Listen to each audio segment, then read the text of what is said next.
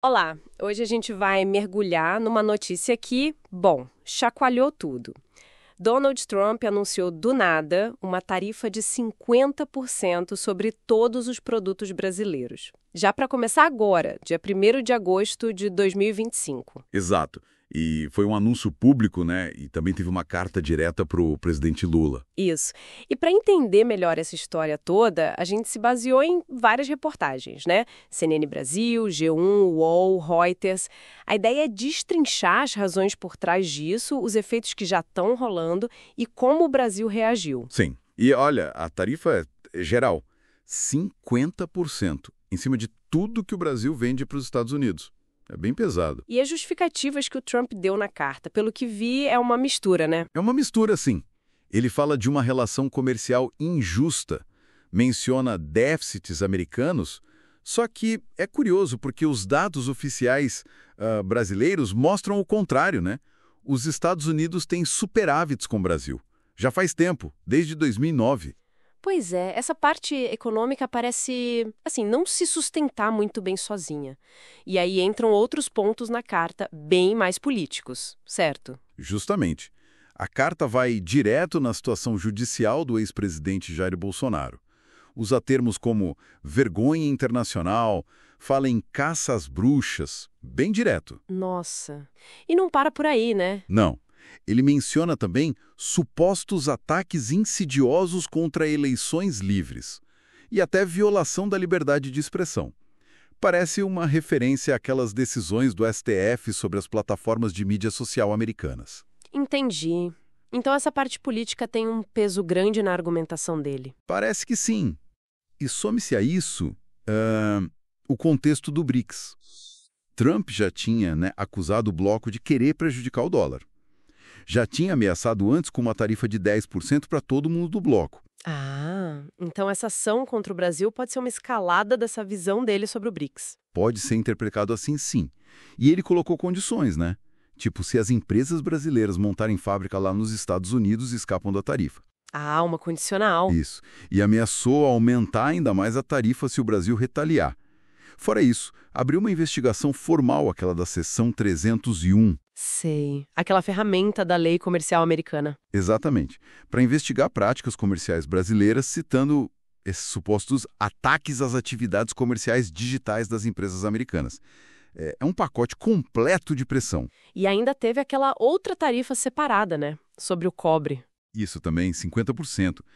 A justificativa foi a importância estratégica do cobre para semicondutores, defesa, enfim. Bom, com um anúncio desses, imagino a reação dos mercados deve ter sido imediata. Foi, na hora. O dólar futuro, olha, bateu 5,60. O dólar à vista passou de 5,50. Nossa. A bolsa, o Ibovespa, caiu, claro, principalmente as ações de empresas exportadoras, e o risco país subiu também. E os setores específicos? Café, carne? Que são muito fortes na nossa exportação para lá. Esses sentiram na hora a pressão. O Brasil fornece uma parte enorme do que eles consomem lá, sabe? Café, carne, em alguns casos mais de 70%. Então o pessoal do governo já está prevendo um impacto bem forte. O que pode significar preço mais alto para o consumidor americano também, né? Exatamente. E a siderurgia, que já vinha sofrendo com outras tarifas sobre aço e alumínio, está na mira de novo. É complicado. Diante desse cenário todo, como o Brasil reagiu? A postura parece ter sido firme pelo que acompanhei? Foi firme, sim. O presidente Lula convocou logo uma reunião de emergência. A fala foi de que o Brasil não aceitará ser tutelado. Forte essa declaração. E a resposta oficial vai ser baseada na nossa lei de reciprocidade econômica. O discurso todo foi muito em cima da soberania, da independência do judiciário, defendendo o STF, e da nossa legislação sobre plataformas digitais. E a carta? Ouvi dizer que teve uma reação do Itamaraty também. Teve. O Itamaraty considerou a carta ofensiva, inaceitável, e devolveu simbolicamente. Um gesto diplomático bem claro. E no Congresso, como isso repercutiu? Teve alguma movimentação? Teve, e foi interessante. Deputados e senadores, tanto da oposição quanto da esquerda, começaram a se movimentar para votar um projeto que permite justamente essa reciprocidade comercial.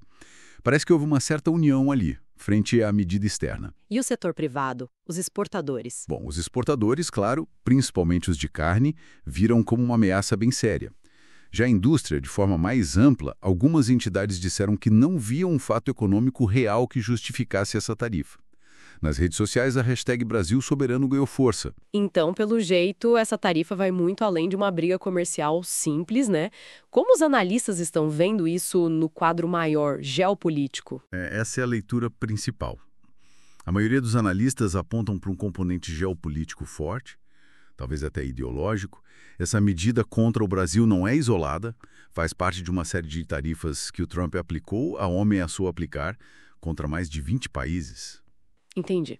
E as menções diretas à situação do Bolsonaro, às decisões do STF, isso reforça muito a ideia de que a motivação vai além do comércio. Muitos veem como uma tentativa de pressão, talvez até de interferência política. É mais um passo nessa escalada de tensões comerciais globais que os Estados Unidos vêm promovendo. Certo. Então, para a gente amarrar, temos essa tarifa enorme de 50% vinda dos Estados Unidos, com justificativas que misturam a economia de forma meio questionável, né? E muita política interna brasileira, envolvendo o Bolsonaro, o STF e até o BRICS. Exato. Isso gerou uma turbulência imediata nos mercados, claro, e provocou uma resposta bem assertiva do Brasil falando em soberania, em reciprocidade. Precisamente. E tudo isso nos deixa com uma questão para pensar, né? Para além desse choque econômico agora e dessa disputa comercial. Sim. Como é que essa escalada de tensão, assim, tão repentina, pode acabar redesenhando não só a relação Brasil-Estados Unidos, mas também as nossas alianças comerciais, o nosso lugar no tabuleiro geopolítico global dos próximos anos? Que novas configurações podem surgir disso tudo? É algo para a gente observar de perto.